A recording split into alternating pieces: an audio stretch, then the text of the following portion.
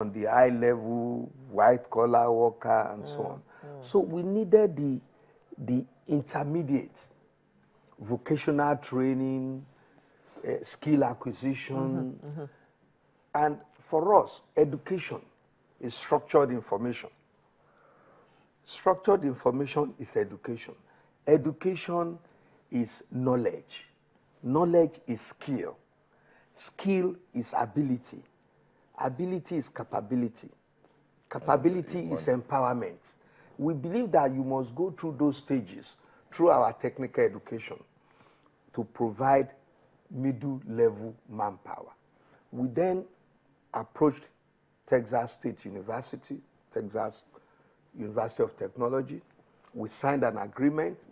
They sent some of their faculty members.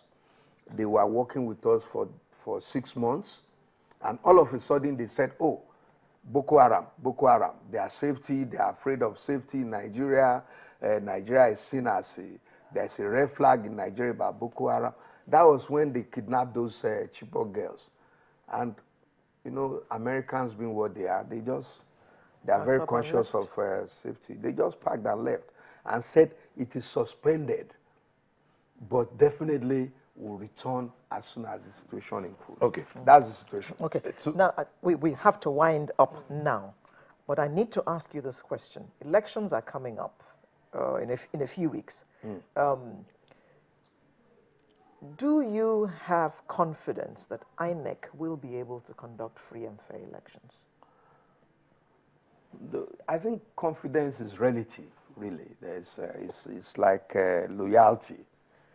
I think I have confidence that they will conduct election. Free and fair, relatively, yes, because the system they are now putting in place reduces rigging. It reduces it. It does not eliminate it. Okay. So once there is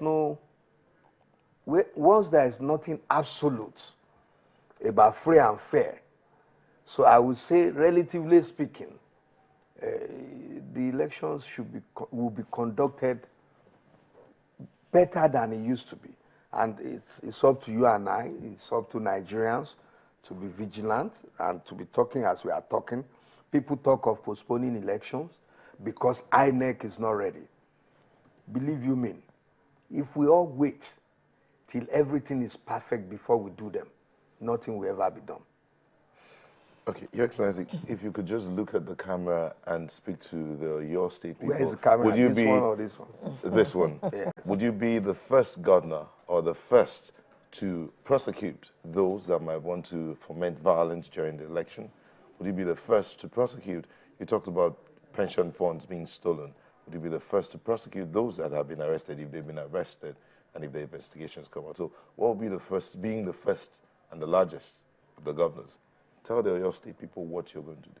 I believe that since I've been there, I've told you I see security as developmental. We must take a developmental approach to security, a holistic approach, part of which is ensuring that law and orders are obeyed, in ensuring that those who violate the laws are prosecuted. Punished. So also, for those who stole money, like pension fund, I mean, it's a sin to do so. We've taken them to court. They are now being prosecuted. And in fact, EFCC really commended us, I mean, for giving them all the information they require. We followed it up, so that is one. Two, those who foment trouble. Again, there are three arms of contributory factors, if you like. You have the NURTW, you have the politicians, and then you have the general criminals. And for us, what we've done in security, in ensuring that it's more preventive than curative. You see, we must create the environment. We've made the law. We've established religious bodies, inter-religious, inter-ethnic committees, because security breaches are more of socio-religious, social justice, and socio-economic. So we established OSIREC. We established task force, that is joint task force of security agencies. We provided them with equipment and facilities and the infrastructure. We also established the funding. In other words, we have now Oyo State Security Trust Fund that we are using to support them. And lastly, we are establishing necessary laws. But let me add this quickly. When you see anywhere that violence continue to prevail or exist, check the government. How committed are they to stopping it? And once people see that you are serious and you are enforcing them, it's not enough to make laws. That there's hardly any law that they have in Britain that we don't have here. You see Nigerians urinating on the streets here in Nigeria. When they get to Britain, they don't do it. They don't. Because they know it will be enforced. If you see Nigerians breaking traffic laws here, they are careful in Britain. So, Your Excellency, yes, in one word, yes, you will prosecute those who foment trouble. We're already prosecuting them, but we plead with the federal government to support. Because the police sometimes, even when you go to the police and they arrest some criminals, they just say directive from Abuja, they are to be released. And the final word, Your Excellency, you will remain transparent and true to the service to your people. What is governance?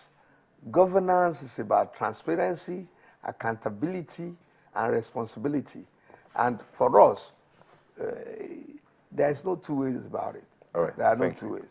Thank you. We've been speaking with the Governor of Oyo State, Governor Abiola Ajimobi. Thank you for coming on the show. The pleasure is mine. I'm only unhappy that the time is so short. Your Excellency, I'm sure if we had 24 hours, you'd still say the time is short. Please. Yes. Thank you. Sunrise will continue in a moment. Please don't go away.